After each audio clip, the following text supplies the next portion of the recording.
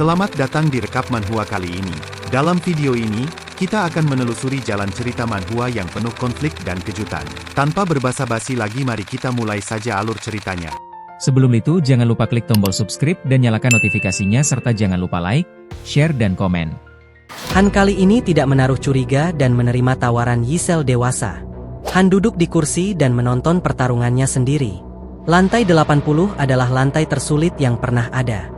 Para pemain menjulukinya tembok ratapan, mengingat banyak pemain top dunia yang tertahan di lantai ini tanpa mampu melewatinya. Han bingung mengapa Yisel dewasa menunjukkan reka ulang permainannya. Ia telah berhasil melewati lantai tersebut. Han tahu persis cara apa yang harus dipakai dan karakter seperti apa yang efektif untuk menantang lantai 80. Namun Yisel dewasa tidak memberitahukan tujuannya.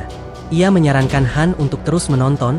Ia yakin Han pasti akan menyadari sesuatu saat menonton. Yisel kecil kemudian memberikan minuman lemon segar untuk Han nikmati. Sambil memegang minuman di tangannya, Han teringat saat ia baru menyelesaikan lantai 79 dan segera menantang lantai 80 dengan percaya diri. Akibatnya, banyak pasukannya yang menjadi korban selain tim utamanya. Neraka adalah kata yang cocok untuk mendeskripsikan lantai 80. Tidak ada makhluk satupun yang dapat bertahan hidup di sana. Ada monster tentakel neraka berjumlah 2.755 ekor, masing-masing memiliki level 113. Ada juga monster serangga neraka yang berjumlah 3.164 ekor, dengan level 108. Han menyadari jumlah monster dan level para monster yang membuat lantai tersebut mustahil dilalui. Yisel dewasa membenarkannya. Dan saat itulah Yisel dewasa memberitahukan informasi yang sangat mengejutkan. Tingkat kesulitan dan jumlah musuh yang ada di permainan ini ditentukan berdasarkan akun masing-masing. Han shock mengetahui fakta itu. Dengan kata lain, setiap pemain memiliki tingkat kesulitan yang berbeda. Hal ini terasa tidak adil bagi sebagian orang, termasuk Han sendiri. Wanita tersebut menyuruh Han untuk memikirkan semuanya kembali. Alasan mengapa ia tidak pernah mendapatkan karakter bintang 5 selama ia bermain. Hal itu bukan disebabkan Han yang tidak beruntung, melainkan tidak ada karakter dengan kualitas bintang 5 yang tersisa dalam Niflheim. Begitu juga dengan dunia yang dimiliki oleh Han sebagai master. Niflheim adalah salah satu dari dunia yang menerima peringkat S dari evaluasi internal perusahaan, dan menjadi yang terburuk dari semua dunia. Perusahaan sampai kini masih terus mengungkapkan misteri bagaimana cara Han berhasil sampai ke lantai 88. Kemudian, Han juga berhasil mengumpulkan semua karakter terkuat yang berada di Niflheim. Han sedikit terkejut melihat karakter tim utama miliknya di layar proyeksi. Dalam hati, ia sedikit merindukan mereka. Para karakter Han tidak gentar sedikit pun melawan para monster yang datang menyerang seolah tak ada habisnya. Han juga mengerti cara memanfaatkan fitur ruang taktik dengan peningkatan yang telah maksimal. Dan ajaibnya, Han dapat mengatur taktik untuk timnya secara tepat dan efisien. Strategi yang disusun Han membuat tim utamanya berhasil bertahan. Bahkan tidak hanya bertahan, Han melancarkan taktik serangan untuk mengalahkan bos monster yang ada di lantai tersebut. Sampai sekarang, Yisel dewasa masih terus mengingat taktik yang digunakan Han. Ia tidak henti-hentinya memuji Han yang genius. Bahkan para karakter Han sangat menghormati Han sebagai master mereka. Wanita tersebut menunjukkan percakapan yang terjadi antara para karakter yang ada di dalam permainan. Karakter wanita bertudung memuji taktik yang diberikan Han sangat sempurna, membuat mereka tidak ragu sedikit pun untuk menjalankan taktik tanpa banyak bertanya. Kegagalan adalah aib bagi mereka dan bagi master mereka, Loki. Mereka bersumpah akan memberi kemenangan kepada Loki. Kemudian diperkenalkan masing-masing karakter terbaik yang dimiliki Loki. Pertama ada gadis muda yang bernama Nihaku, memiliki julukan sebagai Raja Panah. Lalu ada seorang pria muda yang memegang tombak sebagai senjata di tangannya. Pria ini bernama Muden dan dijuluki sebagai Raja Tombak. Ada pria berotot yang penuh dengan luka di sekujur tubuhnya. Pria ini bernama Ridigon yang dijuluki sebagai Raja Pedang. Ada juga seorang wanita cantik berkerudung bernama Yurnet, memiliki julukan Sang Dewi Mata. Dan yang terakhir adalah ketua tim yang dijuluki Sang Dewi Api yang bernama Siris. Saat pertarungan lantai 80 dimulai, Siris mengeluarkan tebasan api dahsyat yang membakar para monster di hadapannya seketika. Diikuti ledakan super kuat yang menghancurkan tubuh monster sampai tidak tersisa. Yisel dewasa tidak berhenti memuji kekuatan mereka yang maha dahsyat, Ditambah mereka semua telah bersumpah setia kepada Han. Bahkan Ysel Dewasa menjamin jika kelima karakter tersebut adalah karakter terkuat tidak hanya di Niflheim, melainkan seluruh server. Dan Ysel Dewasa berani menjamin hal tersebut. Menurut Ysel Dewasa, kehebatan dan kemampuan karakter bukanlah yang terpenting. Yang terpenting adalah cara mereka melihat masternya. Seiring mendaki lantai menara, para karakter akan menyadari kebenaran dunia ini. Dan kebanyakan dari mereka akan jatuh ke dalam keputusasaan. Saat itulah, kepercayaan adalah hal yang terpenting agar semuanya tetap bersatu. Dan Han dapat melakukan hal itu sampai sekarang. Han dapat memimpin mereka dan meningkatkan Niflheim sampai menjadi seperti istana megah. Loki, pemain top 5 dunia, satu-satunya orang yang bisa melewati lantai 80 dengan kesulitan tingkat S sang Raja Niflheim. Dan kesetiaan para karakter Niflheim dibuktikan dengan usaha mereka yang tanpa henti mencari keberadaan Han sekarang. Mereka juga tahu jika Han terjebak ke dalam dunia permainan. Tidak ada karakter yang rela mencari ke dimensi lain demi untuk menemukan masternya. Ia menyuruh Han untuk membayangkan saja apakah para karakter yang ada di Tounia akan melakukan hal seperti itu jika master mereka tiba-tiba menghilang. Bahkan Ysel Dewasa tidak pernah menyangka cara bermain Han yang sangat aneh namun berhasil. Han tidak pernah menggunakan sintesis untuk mengorbankan para pemain yang tidak berguna demi meningkatkan karakter lain. Ketika karakter membantah perintah masternya atau karakter terbukti tidak berguna, para master akan mengorbankan karakter tersebut tanpa ragu. Dan para master selalu mengendalikan ruang tunggu dengan rasa takut. Cara yang menurut Ysel Dewasa paling efektif. Han teringat saat ia memainkan permainan ini, banyak orang yang mengatakan akun miliknya adalah akun terkutuk karena tidak pernah mendapatkan karakter bintang 51 pun. Bahkan Siris dan yang lainnya hanya karakter bintang 4 yang ia kembangkan secara susah payah. Sejak kecil Han telah mengalami banyak ketidakadilan dan ia telah terbiasa dengan hal itu. Han kemudian membantah pernyataan Ysel Dewasa. Bukan berarti ia tidak pernah menggunakan sintesis sama sekali. Ia hanya menggunakannya jika diperlukan. Itulah yang Ysel Dewasa maksud. Master lain akan menggunakannya beberapa kali di hari yang sama. Namun Han tidaklah seperti itu. Cara Han mengelola dan memperlakukan karakternya juga sangat unik. Master yang lain biasanya akan menggunakan karakter tersebut lalu membuangnya jika sudah tidak berguna. Seperti mainan satu kali pakai. Han sendiri sadar akan hal itu. Ia sengaja tidak menggunakan ancaman untuk mengelola ruang tunggu, atau semuanya akan menjadi kacau seperti yang ia saksikan sendiri di Tounia. Ysel Dewasa curiga jika sedari awal, Han telah mengetahui jika para karakter di dalam permainan adalah manusia sungguhan.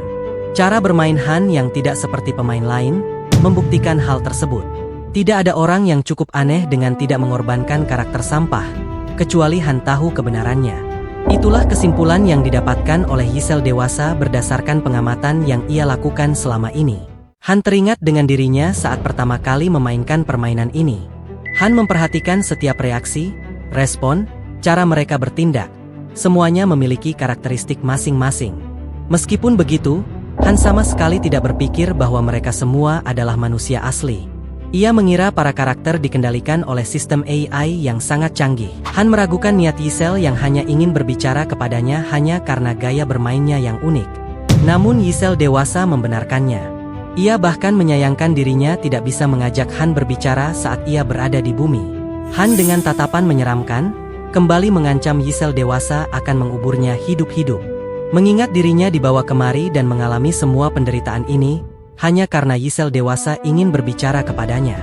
Han mendekati Ysel Dewasa dan kali ini mengancamnya terang-terangan. Han merasa ia tidak memiliki hubungan dengan Tounia maupun Niflheim. Ia hanya manusia dari bumi yang sedang menikmati permainan ini. Namun Ysel Dewasa tetap terlihat santai menanggapi ancaman Han.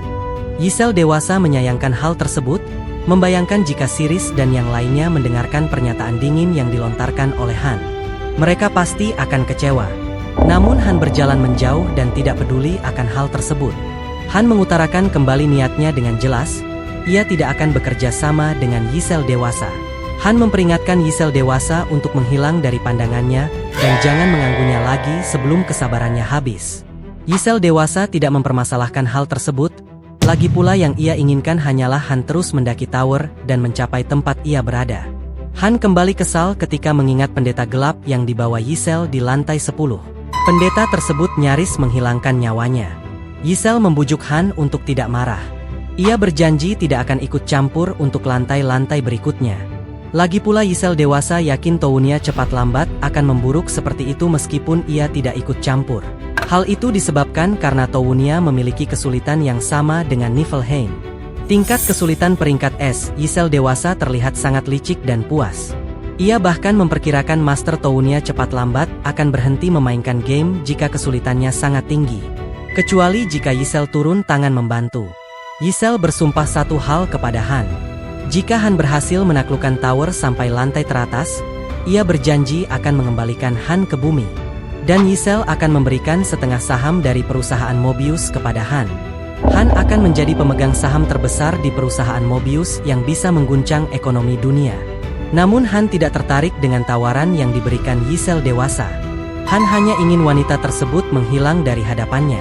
Yisel dewasa tidak mengerti mengapa Han masih membenci dirinya, padahal ia telah menawarkan keuntungan yang sangat besar.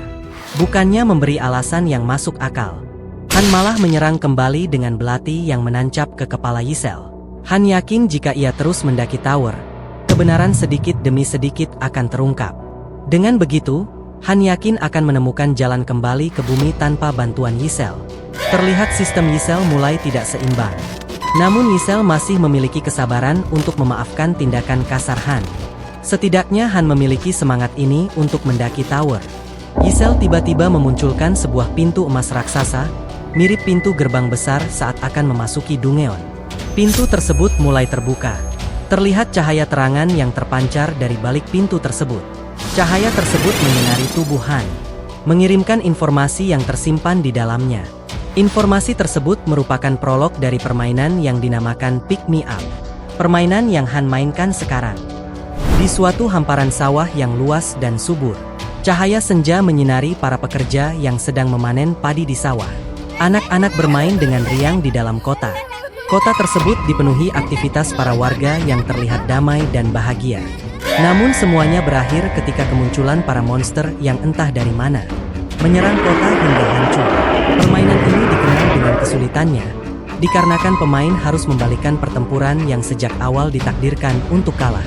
Namun tersisa satu harapan yang dapat merubah takdir tragis dan menulis ulang cerita sedih ini. Harapan itu adalah Han. Han harus mendaki tower dan menyelesaikan lantai untuk mengubah semuanya.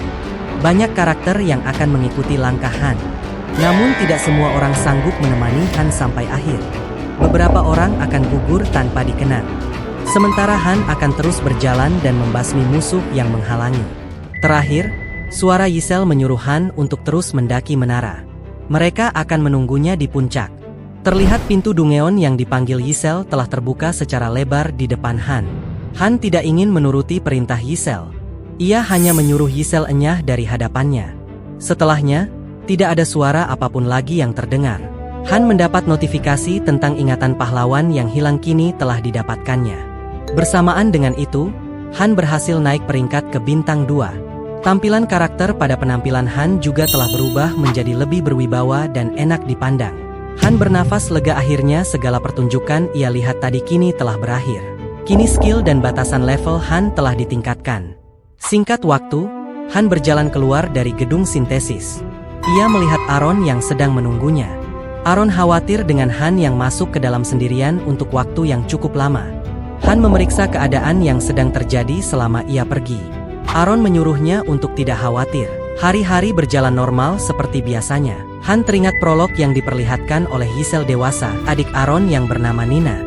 Hal tersebut semakin memperkuat tekadnya untuk mendaki tower dan mengembalikan semua orang ke tempat asalnya, termasuk dirinya sendiri. Meskipun begitu, Han tetap ingin membalaskan dendamnya sebelum kembali. Ia akan membalas semua perbuatan orang yang telah membawanya kemari. Tidak peduli siapa orangnya, hutang harus tetap dibayar sampai lunas. Keesokan harinya, di Tounia, Han mendapatkan notifikasi permintaan maaf dari sistem terkait error yang terjadi, hingga menyebabkan seluruh koneksi terputus.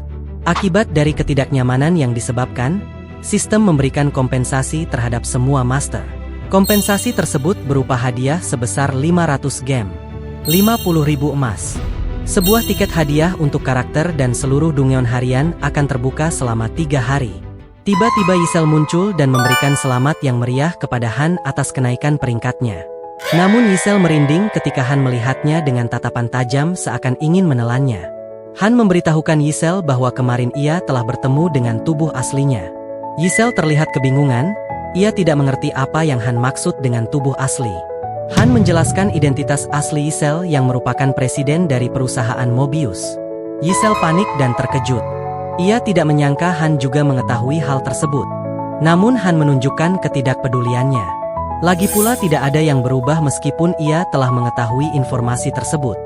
Han telah memutuskan untuk mendaki menara ini sampai akhir dan menuntut agar Yisel membantunya. Yisel hanya mengiyakan dengan heran. Tiba-tiba Yisel kembali ceria ketika ia mengeluarkan tiket emas yang dapat ditukarkan dengan barang yang diinginkan kepada Han. Han mengira tiket ini pemberian Yisel, namun ternyata Master yang memberikannya langsung. Yisel bahkan menghina Master secara terang-terangan. Meskipun Master mereka agak bodoh namun tetap mengerti kehebatan Han. Dijelaskan bahwa tiket hadiah adalah barang yang bisa diberikan kepada karakter yang telah meraih suatu pencapaian. Tiket tersebut biasa diberikan oleh Master. Tiket hadiah terbagi dalam beberapa kategori tergantung dengan nilainya.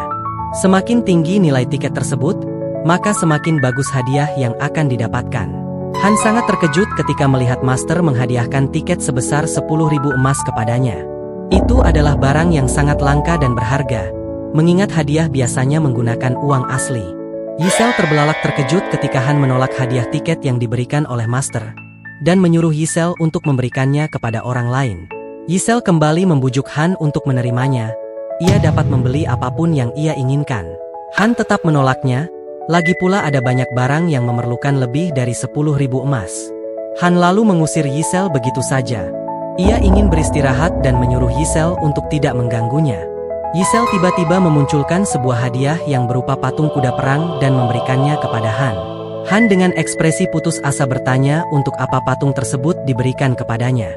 Yisel dengan canggung juga tidak mengetahui hal tersebut. Patung tersebut adalah pemberian Master untuknya.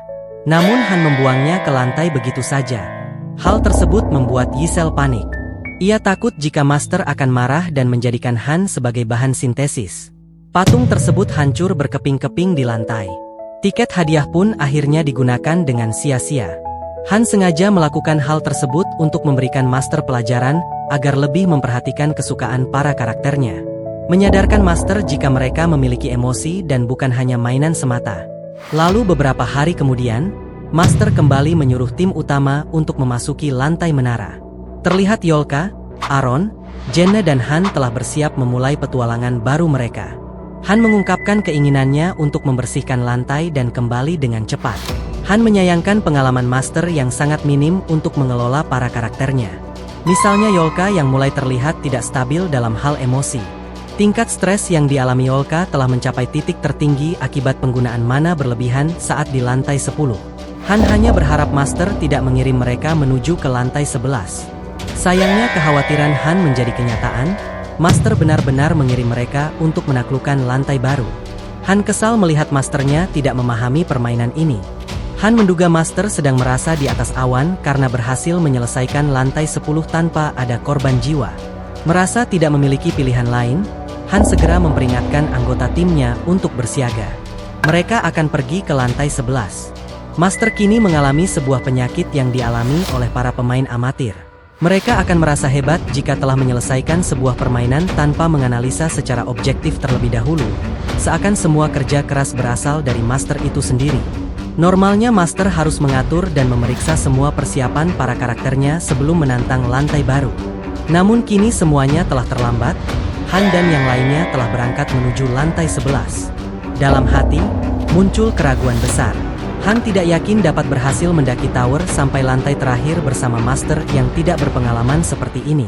Han dan yang lainnya kini telah dipindahkan ke lantai 12. Area lantai 12 sangat berbeda dengan lantai sebelumnya. Lingkungan sekitar hanya ada batu nisan dan kuburan di mana-mana. Tidak lama kemudian, terlihat beberapa skeleton mulai bangkit dari kuburnya. Masing-masing dari mereka memiliki level 11 dan berjumlah 14 ekor. Han dan yang lainnya tidak meremehkan para skeleton tersebut. Mereka membuat formasi perang seperti biasanya. Para skeleton maju menyerang dengan kaki-kaki mereka yang terlihat lemah. Benar saja, Dengan satu hantaman perisai Han dapat menumbangkan skeleton tersebut dengan mudah. Diikuti dengan sihir Yolka membakar seluruh skeleton yang tersisa. Para skeleton tidak memiliki kesempatan sedikit pun untuk melawan tim Han yang sekarang. Han tahu jika masternya kini tengah kewalahan akibat kekurangan karakter yang hebat. Kebanyakan dari mereka hanya bintang 1. Terlebih master pernah mensintesis hero bintang 4 kepada Han, membuat kehilangan yang sangat besar. Namun keberuntungan master juga tidak seburuk yang lain. Ia dapat memainkan permainan bersama dengan strategi yang Han lakukan. Dan perubahan tersebut terjadi setelah master mengalami kehilangan saat di lantai 5. Masih banyak kesalahan yang master lakukan sampai sekarang. Master telah salah paham dan menganggap dirinya hebat. Padahal kemampuan setiap karakter sangat mempengaruhi jalannya pertarungan. Singkat waktu, Han dan yang lainnya berhasil membasmi semua monster yang ada di lantai 11 dan mendapatkan hadiah penyelesaian berupa beberapa material. Setelah sekian lama tidak pernah mengalami kenaikan level, kini Han berhasil naik ke level 11 setelah peningkatan peringkat bintang. Kini Han dan lainnya telah kembali ke Towunia. Han kembali ke kamarnya setelah mandi. Ia beristirahat sejenak lalu mencoba memanggil Yisel. Yisel tanpa jeda sedikit pun langsung muncul dengan semangat membara. Han terkesan dengan Yisel yang selalu muncul ketika ia dipanggil. Hal tersebut wajar mengingat Yisel sangat tergila-gila dengan Han. Han balik ke topik utama. Ia ingin mendapatkan beberapa informasi dari Yisel. Namun Yisel mengingatkan kembali informasi yang ia berikan sangat terbatas. Han telah mengetahui hal tersebut dari Yisel dewasa. Han memprovokasi Yisel lebih lanjut dengan mengatakan Yisel kurang berguna. Yisel semakin gugup dan serba salah.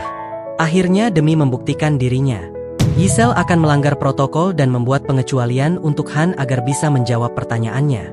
Han langsung bertanya nama asli Yisel dewasa. Yisel terlihat bingung bagaimana menjelaskannya. Yisel dewasa memiliki banyak nama. Terhitung lebih dari 100 juta nama yang ia pakai di dunia berbeda. Namun di Towunia, Yisel dewasa dipanggil dengan Tel. Han segera mengingat nama tersebut di kepalanya. Nama yang akan ia hancurkan demi menuntut balas dendam. Dijelaskan bahwa setiap ruang tunggu yang dimiliki oleh setiap master akan berubah nama saat master berhasil menyelesaikan lantai 10. Setiap ruang tunggu memiliki nama yang berbeda. Dari informasi tersebut, Han juga mengetahui jika setiap master memegang satu takdir dunia yang berbeda. Han lalu bertanya kepada Yisel mengenai identitas asli Mobius. Yisel mengira Han bertanya tentang perusahaan mereka. Namun Han membantahnya. Bukan perusahaan yang ia maksud. Yisel menatap Han sejenak. Ia seketika mengerti apa yang Han maksud. Ia lalu menjelaskan Mobius selain sebagai nama dari perusahaan fisik, ia juga merupakan spiral alam semesta yang terhubung secara paralel dengan banyak dunia. Mendengar penjelasan tersebut, Han akhirnya mengerti alasan setiap master diberikan dunia dengan tingkat kesulitan yang berbeda. Han juga mulai mendapat gambaran identitas asli Tel. Han penasaran apakah masternya adalah manusia biasa. Yisel tanpa ragu membenarkan hal tersebut. Hanya manusia di bumi yang dapat menjadi master permainan. Namun Han menjelaskan lebih jelas maksud pertanyaannya. Ia ingin tahu apakah Master Towunia dan Tel memiliki hubungan. Yisel sangat terkejut mendengar asumsi yang dipikirkan oleh Han. Karena tidak mengetahui informasi tersebut, Yisel segera pergi memeriksanya. Ia menghilang begitu saja di udara, sementara Han dengan sabar menunggunya kembali. Sambil berbaring untuk beristirahat, Han akan berhenti untuk mencari tahu tentang Mobius lebih jauh untuk saat ini. Beberapa menit pun telah berlalu begitu saja. Yisel akhirnya kembali membawakan berita baik. Master tidak memiliki hubungan apapun dengan Tel. Han masih terlihat meragukan Yisel. Yisel lanjut menjelaskan dengan rinci.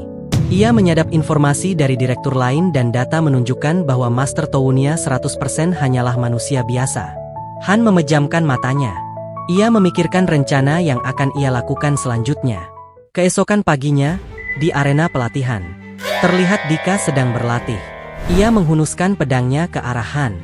Namun Han dapat menangkisnya dengan mudah. Terlihat Roderick juga menyerang Han dari titik buta. Namun insting Han yang kuat menyadari serangan tersebut dan segera menangkisnya dengan perisai. Roderick memberikan serangan beruntun dengan tombaknya. Sayangnya serangan tersebut sia-sia. Han berhasil menghindari semuanya dengan mudah. Dika mencoba menyerang dari arah samping, namun masih dapat ditahan oleh Han. Edis lalu memanfaatkan kesempatan tersebut dengan menyerang Han dari belakang. Han sempat menghindarinya, namun sedikit terlambat dan berhasil melukai pipi Han. 1 lawan 3 masih terlalu sulit untuk Han. Jenna dan Aaron kini memasuki pertarungan demi membantu Han. Akhirnya pertarungan antar tim pecah. Jual beli serangan terjadi dengan sengit. Meskipun ini hanyalah latihan, namun mereka melakukannya dengan sungguh-sungguh. Tiba-tiba Han terpikirkan sebuah cara untuk membuat masternya memperbaiki sikap arogannya. Han harus menyingkirkan karakter yang paling berpengaruh di Towunia. Dan itu adalah dirinya sendiri. Beberapa jam setelahnya, Master terlihat telah login kembali ke dalam permainan. Giselle memanggil tim Han untuk masuk ke menara atas perintah Master. Terlihat Jenna dan Aaron berbincang tentang lantai mana yang akan Master pilih.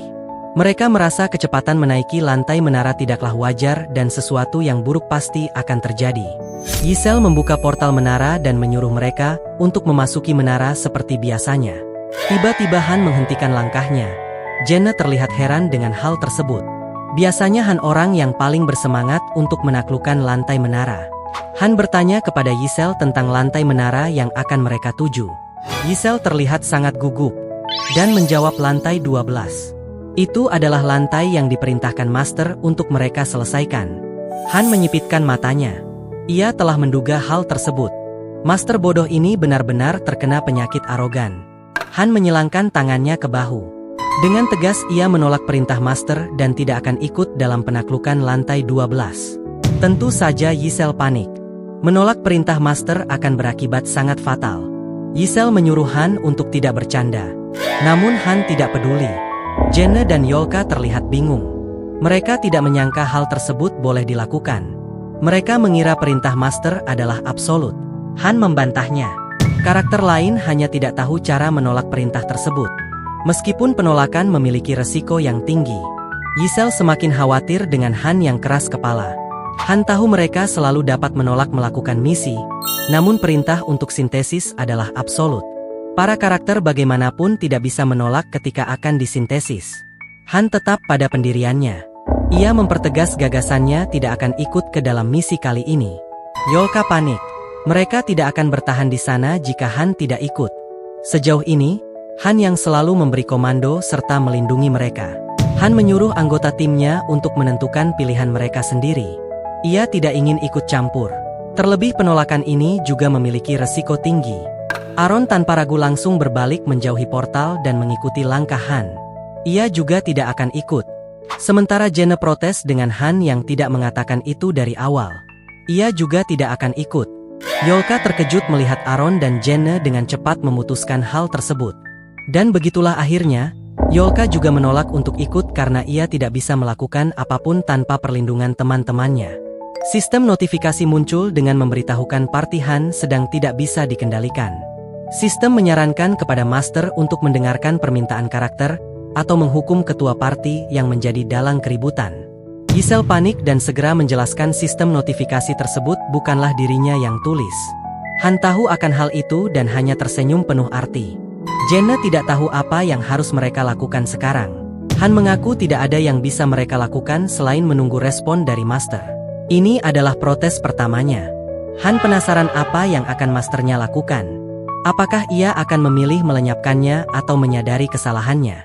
Han menduga Master saat ini sangat terkejut dengan pemberontakan yang terjadi. Meskipun hal ini telah dijelaskan di tutorial permainan, Han yakin Master bahkan tidak membacanya. Giselle kemudian memanggil party kedua, Edis dan timnya, sebagai pengganti tim Han untuk menaklukkan lantai 12. Edis mengungkapkan keheranannya. Ia mengira Han dan yang lainnya yang akan pergi.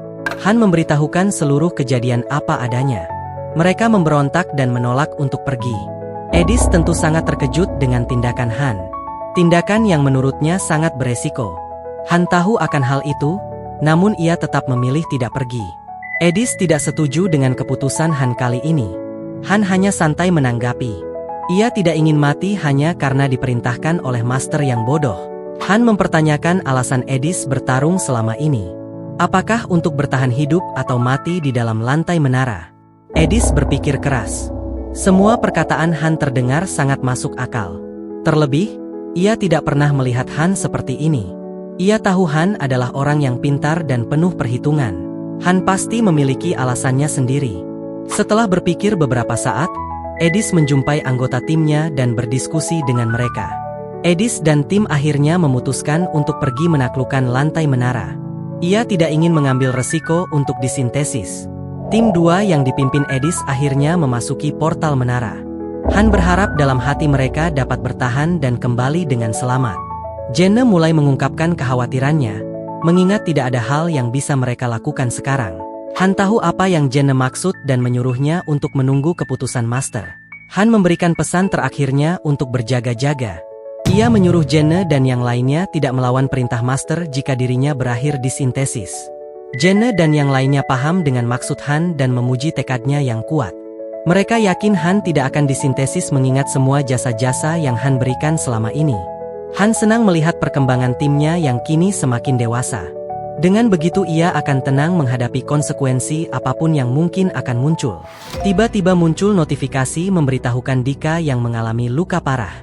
Begitu juga Asher yang mengalami pendarahan hebat. Melihat notifikasi tersebut, Han menyadari apa yang mereka hadapi di lantai 12 tidaklah mudah.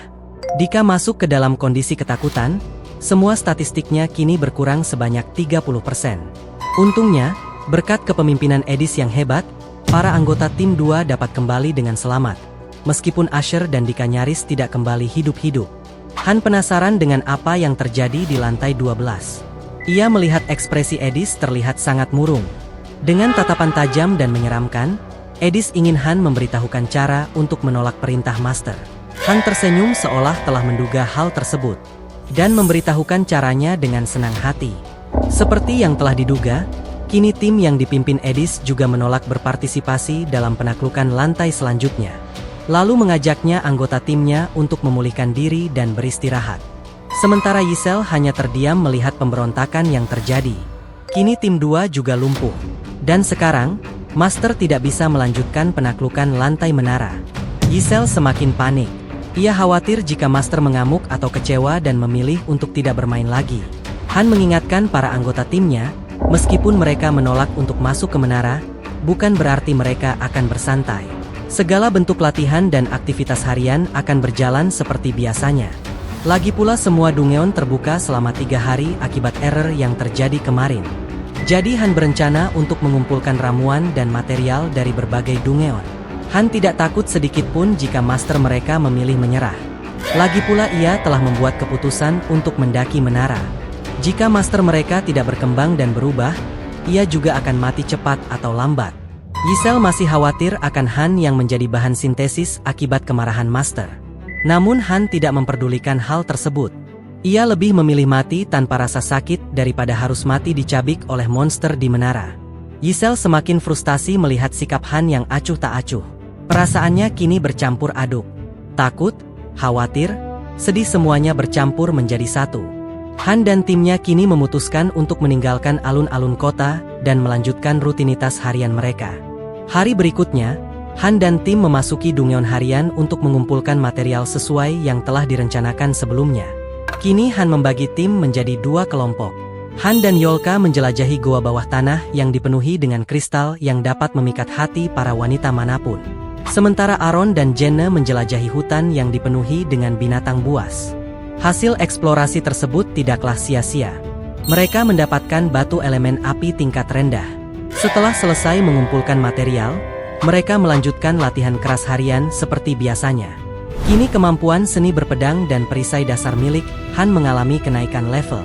Han kemudian melatih Yolka untuk meningkatkan sihir telekinesisnya. Namun Yolka beralasan ia hanya bisa menggunakan sihir api. Han yang tidak ingin banyak berkompromi, memutuskan untuk mengganti makan malam Yolka dengan kentang rebus. Pada hari itu, Master tidak online sekalipun ke dalam permainan. Begitu juga dengan hari kedua dan seterusnya. Yisel semakin khawatir jika Master benar-benar menyerah dengan permainan ini dan memutuskan untuk berhenti. Han tidak terlihat khawatir sedikit pun. Hal itu memang sangat memungkinkan, pikir Han dalam hati. Baru saja sedang membicarakan Master. Kini Master telah kembali ke dalam permainan. Yisel sangat senang dan menyambut Master dengan tangis haru yang berlebihan. Edis mengira ada kemungkinan Master telah berubah. Namun hal tersebut segera dibantah oleh Han. Mengingat tidak ada hal yang dapat memicu perubahan tersebut. Han tahu jika penyakit arogan pemain yang mengira dirinya hebat sulit disembuhkan. Oleh karena itu penyakit tersebut sangat terkenal di kalangan pemain pemula. Bahkan Han bisa menebak langkah apa yang akan dilakukan oleh master mereka sekarang.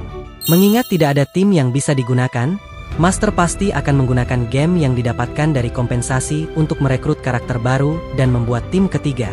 Benar saja, kini master berhasil mengundi beberapa karakter baru bintang 3. Karakter pertama bernama Stein yang berprofesi sebagai kesatria. Lalu ada wanita cantik berambut merah bernama Majel, berprofesi sebagai assassin. Terakhir adalah Tashir, pria parubaya yang memiliki profesi seorang pengintai. Han berdiri dari kursinya.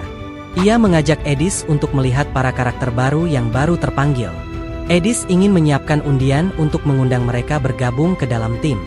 Namun Han menolaknya. Han tahu apa yang akan terjadi dan mereka tidak memerlukan hal tersebut. Saat Han dan Edis menghampiri para karakter baru, terlihat Tashir dan Majel saling berdebat, sementara Stein berusaha melerai pertengkaran mereka. Tiba-tiba emosi Tashir memuncak dan mengeluarkan senjatanya saat ia mendapat hinaan dari Majel. Majel yang merasa diremehkan, mencabut pedangnya dan siap bertarung. Keduanya menunjukkan permusuhan mendalam. Melihat perselisihan tersebut, kini Han yakin tidak ada harapan yang tersisa bagi mereka. Stein yang melihat Han mendekat, segera menghampirinya dan menyapanya. Ia tahu Han telah berada di sini sebelum mereka. Stein memperkenalkan dirinya sebagai kesatria yang baru belajar, dan meminta bantuan untuk menenangkan mereka. Namun Stein mendapatkan hinaan dari Majel dan Tashir. Mereka bahkan merendahkan orang tua Stein. Stein tidak terima orang tuanya direndahkan seperti itu. Akhirnya ia sendiri terpancing dan bergabung dalam pertikaian tersebut. Edis bingung melihat tingkah mereka. Han hanya tersenyum sinis. Ia tidak menyangka ketiganya akan bermusuhan tepat setelah terpanggil. Stein bergerak untuk memberikan serangan. Begitu juga Tashir yang telah melemparkan senjatanya ke arah Stein. Namun senjata tersebut terpental begitu saja oleh semacam perisai sihir kuat yang terbentuk di depan Stein. Stein sendiri bingung dari mana perisai sihir itu berasal. Ternyata sihir tersebut berasal dari Ysel yang sedang memarahi mereka karena membuat keributan. Ysel memperkenalkan dirinya sebagai peri pelindung yang mewakili perintah master, dan ia lebih kuat dari siapapun yang ada di sana. Ysel kembali memperingatkan para karakter baru untuk tidak membuat onar, dan Ysel tidak akan memperingatkan untuk kedua kalinya. Majel dengan sombong menyuruh Stein dan Tashir untuk enyah dari hadapannya. Ia tidak sudi jika harus bekerja sama dengan mereka. Sebaliknya, Majel malah menunjuk Han dan mengungkapkan niatnya ingin bergabung dengan Han. Ysel menolaknya. Para karakter tidak bisa menentukan tim sendiri. Semua tim dibentuk atas perintah langsung oleh Master. Master kini membentuk tim baru yang beranggotakan Stein, Majel dan Tashir. Tanpa menunggu lebih lama, Master langsung membuka portal menara dan menyuruh mereka untuk menaklukkan lantai 13. Han seketika beranjak pergi seolah tidak tertarik dengan apa yang terjadi. Edis penasaran apa yang akan terjadi kepada tim 3. Han dengan yakin mengatakan tim 3 tidak akan pernah kembali. Benar saja, beberapa notifikasi terus muncul, memberitahukan anggota tim 3 yang jatuh dalam kegilaan dan menyerang rekan mereka sendiri. Dan kejadian tersebut hanya meninggalkan satu hasil akhir yang sudah pasti, yaitu kematian bagi seluruh anggota. Ysel muncul dengan ekspresi yang dipenuhi kesedihan mendalam. Kali ini Ysel benar-benar takut akan Master yang mungkin akan murka. Benar saja, karena tim barunya mengalami kekalahan yang menyedihkan, Master segera memutuskan untuk keluar dari permainan. Ysel memohon bantuan kepada Loki. Kali ini ia tidak mengerti apa yang harus dilakukannya. Ysel khawatir Master akan benar-benar menghapus akunnya. Loki setuju dengan dugaan Ysel. Memang ada kemungkinan tersebut, mengingat ego Master yang kini telah hancur. Kebanyakan manusia memilih untuk menghindarinya daripada menghadapinya. Ysel mengungkapkan kemungkinan akun Master yang akan dihapus otomatis jika Master tidak memainkan game selama 5 bulan. Itu berarti hanya tersisa waktu 1,5 tahun di dunia permainan sebelum Ysel menghilang selamanya. Han sendiri tidak begitu panik, lagi pula Ysel hanya berasumsi. Belum tentu Master benar-benar pensiun. Menurut Han, Master bukanlah orang yang gampang menyerah. Jika tidak, ia pasti akan melakukannya sejak awal ketika dia mensintesis karakter bintang 4 ke tubuhnya saat di awal permainan. Kini keyakinan Yisel terhadap Master telah tumbuh sedikit. Ia berharap semua dugaan Han tidaklah salah. Han tidak mengerti mengapa Yisel begitu panik dan menduga Yisel akan lenyap jika Han dan yang lainnya tidak menaiki tower. Tidak disangka Yisel membenarkan pernyataan Han. Han kemudian bangkit dari kasurnya. Ia bertanya dengan raut wajah serius. Ia tidak menyangka Yisel akan benar-benar mati. Yisel kembali membenarkan. Ia akan menghilang untuk selamanya. Begitu juga dengan dunia ini. Mendengar pernyataan Yisel, Han menyadari sesuatu. Dunia sendiri yang ia miliki sebagai Master, Niflheim, sudah tidak memiliki banyak waktu. Ia tidak ingin kehilangan orang-orang yang ada di sana. Han berniat untuk memikirkan sebuah cara agar dapat kembali login ke dalam permainan. Keesokan harinya, Master kembali login ke dalam permainan. Master menggunakan uang asli untuk membeli paket yang berisi 5.000 game dan 3 tiket hadiah. Lalu Master menggunakan seluruh game untuk merekrut karakter premium. Tidak lama kemudian, para karakter bintang 3 mulai bermunculan satu persatu. Karakter pertama yang didapatkan Master adalah ksatria pedang yang bernama Nokin. Disusul oleh pria parubaya yang memikul tombak besar di punggungnya yang bernama Wainar. Ada juga pemanah bintang 3 yang bernama Gelan. Ia bersikap angkuh dengan menyuruh seseorang mengantar mereka untuk beristirahat. Melihat sikap angkuh para orang baru, Han berniat untuk memberi mereka pelajaran dan menawarkan kehormatan itu kepada Aron. Namun Aron menolaknya. Nokin menghampiri Han dan bertindak arogan. Ia mengancam Han untuk membawa mereka ke asrama jika tidak ingin terluka. Namun Han menantangnya balik dengan mengajaknya ke arena pelatihan dan akan mendengarkan keluhannya di sana. Sambil berlalu pergi, Han menyuruh Edis untuk mengajak orang baru lainnya. Jenne yang sudah terbiasa, hanya tertawa santai melihat sikap arogan para orang baru. Nokin yang tidak terima diremehkan segera melancarkan serangan tebasan pedang dari arah belakang. Han tidak menyangka Nokin bertindak seperti pengecut dengan menyerangnya diam-diam dari belakang. Han menghindari serangan tersebut dengan mudah, lalu memberikan serangan balasan bertubi-tubi. Han tanpa ampun melampiaskan kekesalannya dengan meninju wajah Nokin sampai babak belur tidak berbentuk. Sementara Edis juga memberi pelajaran kepada pemanah yang bersikap arogan sebelumnya. Mereka semua lemah dan tidak berdaya di hadapan Han dan yang lainnya. Han menghela nafas dan tersenyum sinis kepada Master. Ia melakukan 3 kali perekrutan secara bersamaan dan hasilnya tetap mengecewakan. Master sama sekali tidak belajar dari kesalahannya. Sementara Nokin terlihat tidak sadarkan diri akibat dihajar habis-habisan oleh Han. Master akhirnya menggabungkan Nokin, Wainar, Gelan bersama 2 karakter bintang 1 ke dalam tim. Han kini memberikan ucapan selamat datang dengan resmi kepada Nokin yang tidak berdaya dengan tatapan merendahkan. Tidak lama setelah itu, portal menara lantai 13 telah dibuka. Master memerintahkan anggota baru untuk menaklukkan lantai. Singkat waktu, tim tersebut berhasil kembali dengan selamat tanpa adanya korban jiwa. Meskipun sikap mereka sangat arogan, namun Han tidak menyangka mereka dapat bekerja sama dengan baik. Yisel memberikan hadiah tiket emas kepada pemain-pemain yang berkontribusi sebagai bentuk penghargaan. Beberapa hari telah berlalu sejak hari itu, pagi harinya di arena pelatihan. Jenne khawatir situasi mereka semakin berbahaya. Han tidak mengerti apa yang dimaksud Jenne. Jenne menjelaskan Master yang akhir-akhir ini fokus kepada tim baru yang dibentuknya. Ia khawatir Master tidak akan memerlukan mereka lagi. Nokin menatap tajam ke arah Han seakan ia sedang berada di atas langit. Ia merencanakan balas dendam dan ingin merendahkan Han saat ia mendapatkan promosi selanjutnya. Namun ketika Han balik menatap dirinya, Nokin segera memalingkan pandangannya, merasakan ketakutan yang sulit diungkapkan dengan kata-kata. Melihat tingkah mereka yang berasa di atas awan, Han teringat dengan Master yang mengalami penyakit yang sama. Han menyuruh Jenne untuk membiarkannya saja, karena Han tahu dampak negatif dari penyakit tersebut. Seiring waktu, kini tim 3 semakin kuat dan semakin seimbang. Setiap anggota juga mengalami kenaikan level dan statistik yang signifikan. Nokin mulai berlagak sombong. Ia merendahkan tim Han yang tidak pernah diutus oleh Master karena Master telah membuang mereka. Mereka berbincang santai, mengira Han akan disintesis untuk mereka, sementara Yolka akan digantikan dengan 2 karakter pemula yang menurut mereka tidak berguna. Han kebetulan mendengar percakapan tersebut dan merasa tertarik dengan pembahasan mereka. Hal tersebut membuat Nokin merinding hebat karena ketakutan. Namun Han tidak peduli dengan pembahasan mereka. Ia hanya ingin minum dan pergi.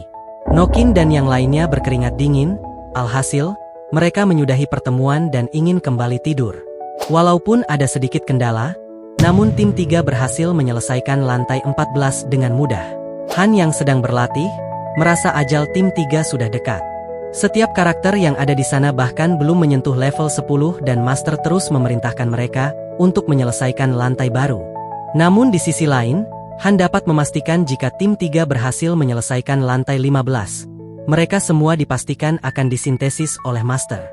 Yolka yang sedang mengikuti Han untuk berlatih, mengungkapkan kekhawatirannya. Yolka sedikit kesal ketika melihat Han hanya diam saja tanpa melakukan sesuatu. Han dengan dingin mempersilahkan Yolka pindah tim jika ia menginginkannya. Namun Yolka menolaknya.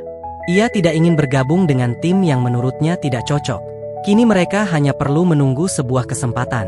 Han berharap Yolka dapat menggunakan sihir telekinesisnya dengan mahir sekarang. Yolka membenarkan hal itu sambil menyombongkan dirinya yang jenius dalam mempelajari sihir dengan cepat. Daripada harus menjelaskan bersusah payah, Yolka segera menunjukkannya kepada Han. Dengan satu jentikan jarinya, pemberat yang digunakan Han untuk berlatih sebelumnya, kini telah terangkat sendirinya ke udara. Han memuji Yolka yang perkembangannya terhitung sangat cepat. Sementara Yolka terlihat sedikit pusing karena belum terbiasa dengan sihir tersebut. Sayangnya, Master tidak mengalami perkembangan seperti mereka. Han sangat menyayangkan hal tersebut. Meskipun Tounia sekarang berjalan dengan baik, namun banyak orang merasa bosan. Terlebih ada banyak fasilitas yang terbuka setelah mencapai lantai 10. Namun Master tidak melakukan pembangunan sama sekali. Kini Master hanya berfokus pada tim 3. Kesalahan besar seorang Master, terlebih jika tim tersebut akhirnya gagal dan musnah. Master akan kehilangan waktu dan sumber daya yang besar. Kini anggota tim 3 terlihat telah beristirahat demi menantang lantai 15. Persiapan yang dilakukan juga berjalan lancar tanpa hambatan. Tim 3 yang mengalami perlakuan khusus dari Master, mulai bertindak arogan dan menunjukkan sifat asli mereka. Sampai di mana siang harinya, Master memanggil tim 3 untuk berkumpul. Tim 3 terlihat sangat bersemangat. Mereka berencana akan mengambil ahli Tounia setelah kembali dari ekspedisi. Master juga memberikan ramuan penyembuh kepada setiap karakter tim 3. Hal tersebut membuat Jenna dan Edis sedikit kesal. Ramuan tersebut adalah hasil jerih payah mereka yang lakukan. Dan kini Master memberikannya kepada mereka begitu saja. Sementara Han tidak mempermasalahkan hal kecil tersebut. Para karakter lain yang tidak berguna, datang untuk melihat kepergian mereka. Kini mereka sudah memiliki kepedulian. Berbeda dengan dulu yang tidak ada mengantar kepergian Han sama sekali.